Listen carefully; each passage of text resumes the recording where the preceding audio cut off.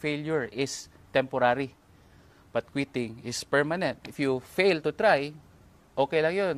No? I-try mo lang ulit. Pero if you quit on your dreams, mas mahirap yun. Bakit? Kasi hindi mo talaga makukuha yung gusto mo.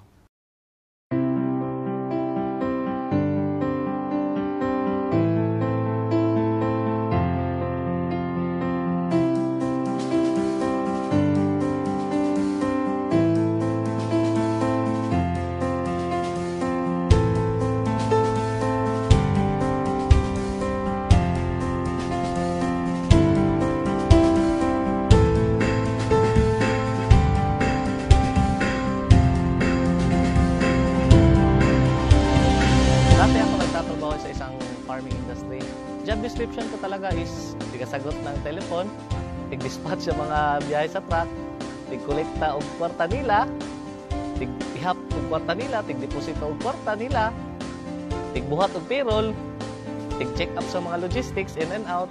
Profits are better than wages.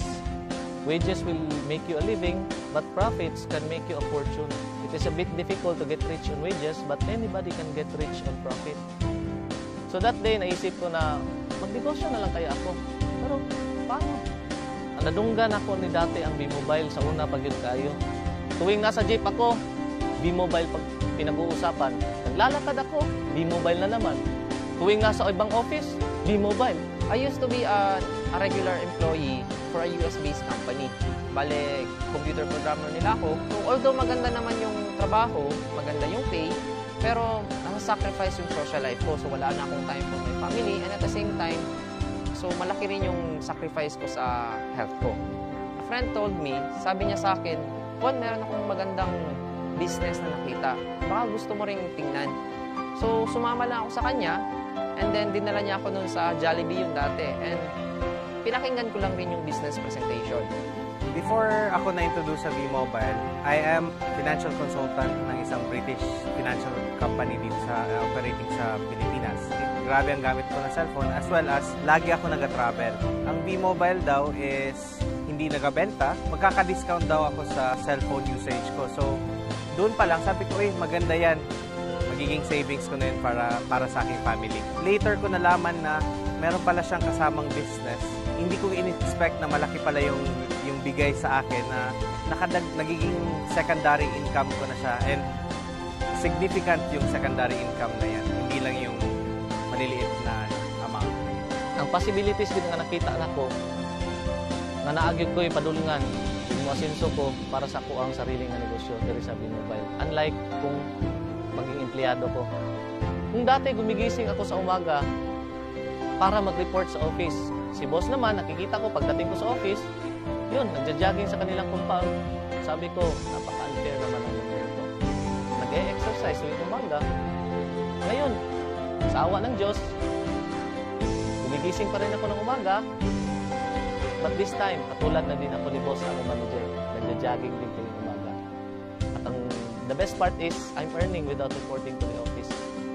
Before, I was very negative sa mga ganitong klase ng negosyo kasi ayaw na ayaw ko yung magbenta and yung kumausap ng mga tao.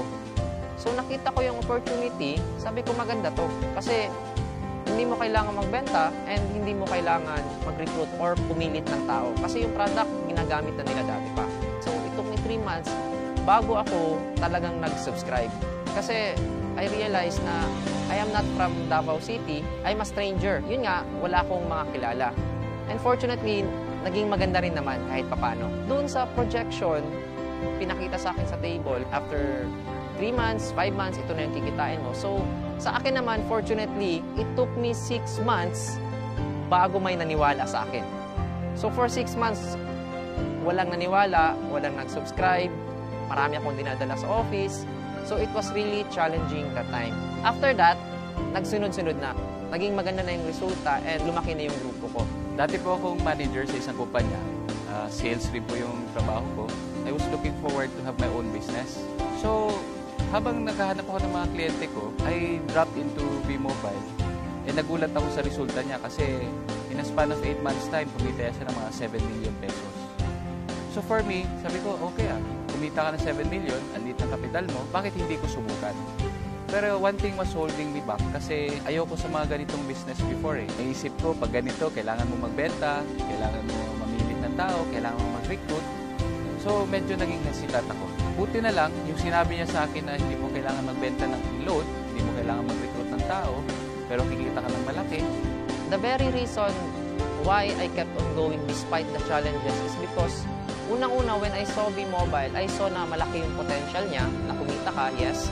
And pangalawa, naisip ko, marami akong pwedeng matulungan sa negosyo na to. So, unang-una, pwede kong tulungan yung sarili ko, pwede kong tulungan yung family ko, pwede kong tulungan yung mga friends ko na medyo less fortunate. So, sabi ko kasi, with a very little capital, pwede na silang magkaroon ng sarili nilang negosyo. Yung mga kaibigan ko, yun pa yung humihindi. Yung mga kamag-anak ko, tinatawanan pa nila yung ginagawa ko kasi parang isip nila, parang baduy, no? Pero sabi ko, kahit anong tawa nila sa akin, kahit hindi sila naniniwala sa akin, okay naman. Kasi alam ko yung rason ko bakit ko gusto mag-V-Mobile. Rason ko is gusto kong magbago yung buhay ko kasi alam ko yung buhay ng mahirap eh. May nangyari sa family namin, naubos lahat yung business, nagbago yung bahay. And those were the things that were painful sa buhay ko dati. Pero sabi ko nga, if I can make a change, ibalik ko yung dating state of living, yung standard of living namin, a decent lifestyle, bakit hindi ko gawin? So, hindi ko pinansin yung mga humihindi. Nakakatawa lang, ang mga naniniwala sa akin, yun yung mga taong hindi ko pa kakilala. No? Yung iba nasa abroad, yung iba hindi ko naman mga kaibigan dati, pero naniwala. Pasalamat ako sa Diyos, after 1 year of doing the business part-time, kumita na ako ng 1 million dito. For a very small capital, to earn 1 million pesos is what I really wanted. No? With a very minimal effort, kasi ang ginagawa lang namin dito is we're teaching people how to use their loan. Yun yung masarap dun eh. Dati kasi nung binata ako, sarili ko lang yung iniisip ko. Anything na I do, anything na kinikita ko para sa sarili ko lang. But pag meron ka na palang pamilya, mag-iiba na yon. Ang first reason ko dati was yung discount. Nagugustuhan ko talaga yung discount. So, anong magagawa ng dagdag income? March 2012, it was my first vacation na reward ko sa sarili ko through V-Mobile. 3 days, nagbakasyon kami ng barkada ko sa Boracay, and after 3 days, kumita naman ako ng 36,000. So, hindi na masama. March 31 to April 18, yung family ko naman yung kasama ko nagbakasyon. So, masarap na magbakasyon, lalo na kung kasama mo yung family mo. Ang mas masarap pa nito, pag uwi ko sa bahay, after 18 days na nag-road trip kami sa buong Pilipinas, meron akong at least 50,000 worth na cheque. So, I was very happy, and my mother was very happy. Ang ma-advise ko lang sa mga kaibigan ko, sa yung mga nakakita ng advertisements namin sa Facebook, yung nakakita ng video link sa Facebook, i-try mo i-click lang yung link, malay mo, no? Maging katulad ka sa akin. I really didn't expect this change in my life. For the new ones, continue moving. Huwag kayo mag-quit kasi sa lahat ng mahirap, itong V-Mobile ang pinakamadali. As long as you keep on doing the business, as long as ginagawa nyo siya, may magbabago at magbabago sa buhay ninyo. Imposibleng wala. Salamat, V-Mobile. Unti-unti mong inikot ang buhay ko paitaas. Thank you po. Maraming salamat sa V-Mobile. No? Maraming salamat din po sa lahat ng mga taong naniwala sa akin. And maraming po salamat din po sa mga taong nag-guide sa akin dito sa business na ito. Kasi sabi nga, it is in helping each other. No? Together, everyone achieves more. As a team, tulong-tulungan po tayo para kunin natin yung pangarap natin. Maraming po salamat.